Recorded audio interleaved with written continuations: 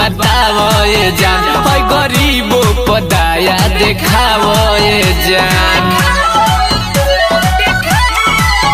काका खालू मोटालू बतावो ये जान, ई गरीबो पदाया देखावो ये जान। कौन खेला आइलू हो तू खेल के सुना बोलो कितना नील गईनी लोगवा के एल के ई कमाल हो गच कैली के तेल के। कितना नील गईनी लोगवा के एल के ई कमाल हो गच कैली के तेल के। बुझला अच्छा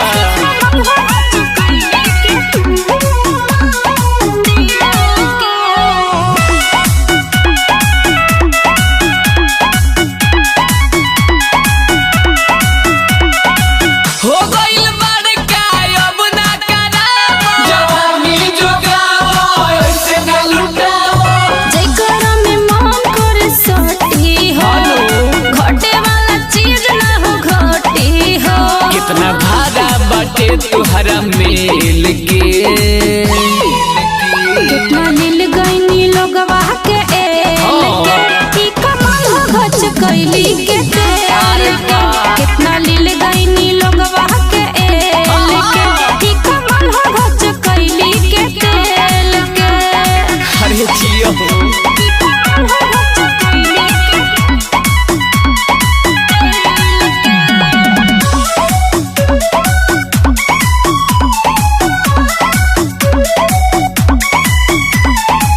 जहिया जवानी के खजाना लूट जाई, तो में बुझाई ओइठा छूट जाई। हमारा के ऐसन वैसन बुझना, मेहरा सुनील हमसे जूझना। जितेंद्र अमित के बुझना अकेल के,